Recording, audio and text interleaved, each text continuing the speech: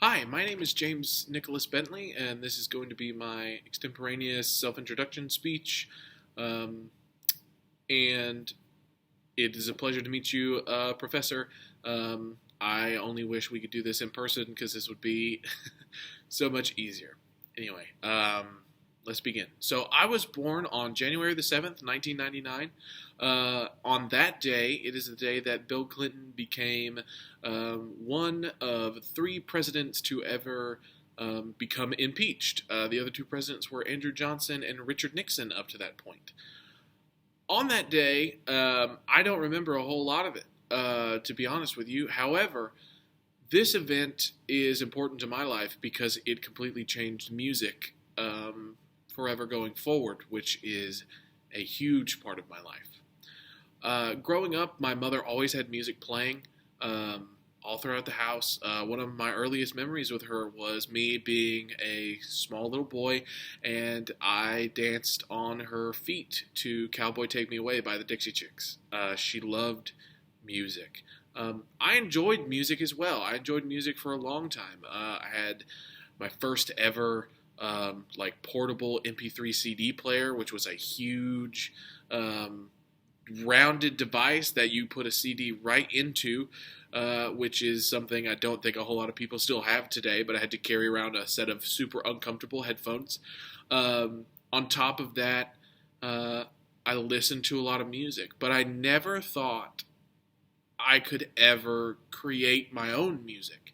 I never thought my voice was good enough, and eventually when I got into, middle school and high school, I thought my talents were best in other places, such as I tried sports for a while, and I couldn't really do well at that, but I wasn't bad at it either. But writing really, really took to me. I wrote a lot of short stories, I wrote a lot of poems, and in high school I even tried to publish my own collection of poems.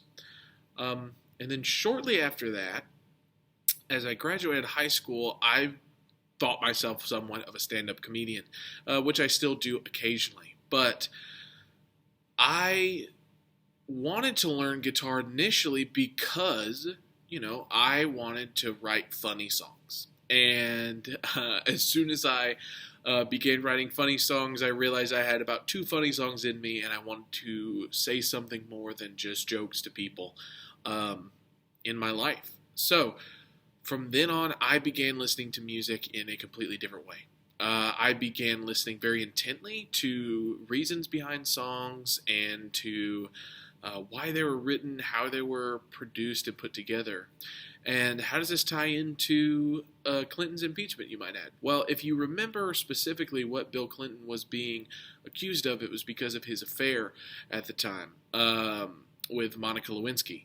So he was being essentially put on trial for moral reasons. And that impeachment trial, as well as in 2001, the election of President George Bush, kind of set the tone for America in that morals and things that conservative media held high were now at the forefront of a lot of things. And a lot of music from that time, especially after 9/11 and into the war in Iraq and Afghanistan, suddenly began taking a much more politically driven idea and pushing it forward. I mean, Eminem, after the release of the Slim Shady LP in 1999, he was fighting censors for a long time. And so really in that moment, as I don't remember all that at the time, but as I looked back on it in history classes and whatnot, I realized there is so much you can use your voice for.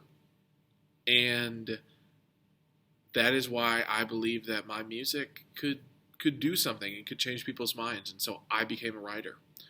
And to quote my favorite artist to end all this, his name is Jason Isbell. He writes a plethora of songs that are amazing. His quote is, "If your words add up to nothing, then you are making a choice to sing a cover when we need a battle cry." And that is why I'm a musician.